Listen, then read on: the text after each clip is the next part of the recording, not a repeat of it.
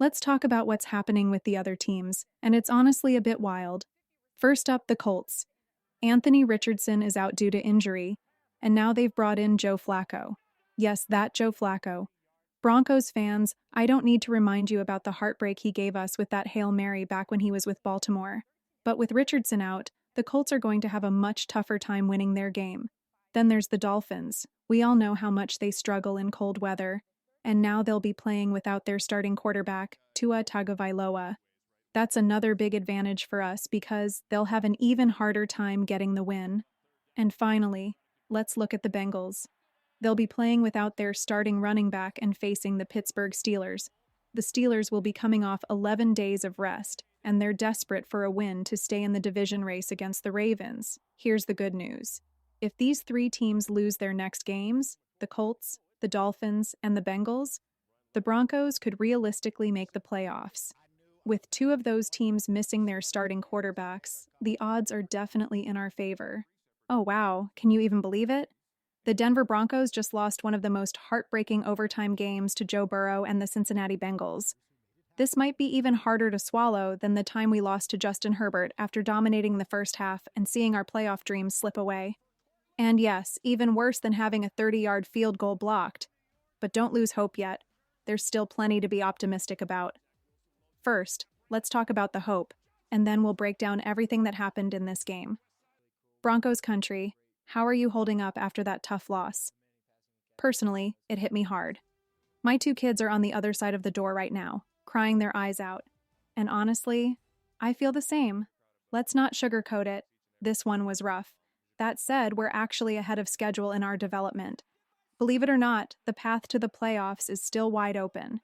This game proved that we have a good team. The Broncos went toe-to-toe with Joe Burrow, even if some decisions were questionable. We'll break it all down here. If you're new to the channel, I'm Ben, a die-hard Denver Broncos fan who's feeling pretty crushed right now. If you love the Broncos, don't forget to like and subscribe. It really helps the channel grow. Here's the good news. For us to make the playoffs, we need the Dolphins, Colts, and Bengals to lose one more game each. If that happens, we're in, no matter what happens next week.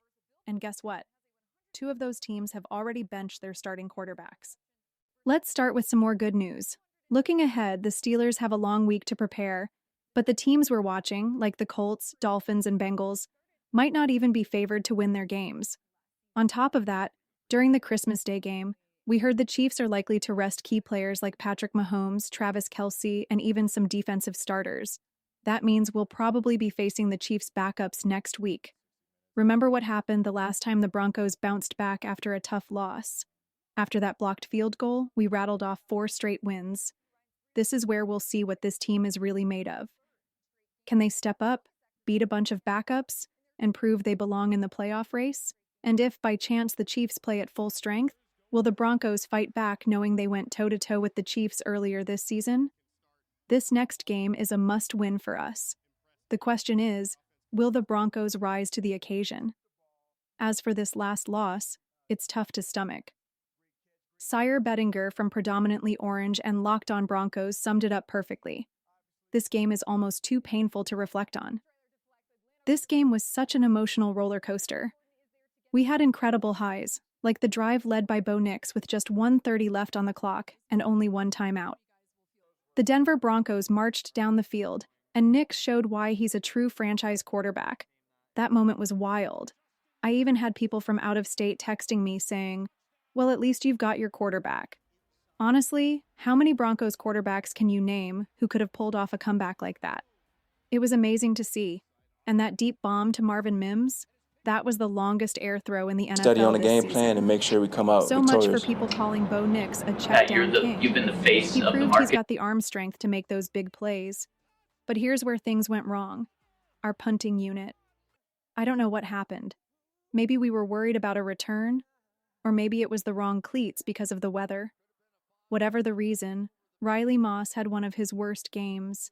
His punts lacked depth, just 40 or 43 yards on average. That's not enough when you're up against a guy like Joe Burrow.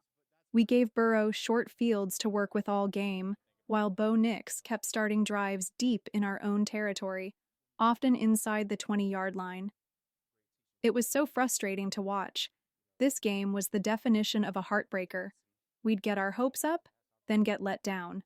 Then we'd believe again, only to be crushed once more. At one point in the game, it felt like everything was finally going our way. When the Bengals missed that field goal, I thought, all we have to do is run the clock and we're heading to the playoffs with a tie game. But, as we know, things didn't go as planned. This loss has many people pointing fingers at Coach Sean Payton and Coach Vance Joseph. I get it, there were definitely some questionable calls. For example, should we have gone for two to win the game instead of kicking the extra point?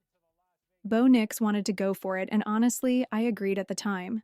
I even told my wife, we've got all the momentum, let's punch it in and seal the deal. It felt like we were running the ball at will, and surely we had a solid 2-point conversion play ready to go. That said, we still had chances to win in overtime, so maybe kicking the field goal wasn't the worst decision. What do you think? Was Sean Payton right to play it safe, or should we have gone for the win? On the defensive side, things didn't look good. Riley Moss, who was solid for the first 12 weeks of the season, really struggled in this game. He was getting beaten by almost every receiver he covered, and it seems like he's not 100% physically. And then there's Pat Certain. Towards the end of the game, he was walking with a limp, which is super concerning. We'll need to keep an eye on that in the coming days because now our backs are truly against the wall. Now the big question is, how will the Broncos respond with their backs against the wall?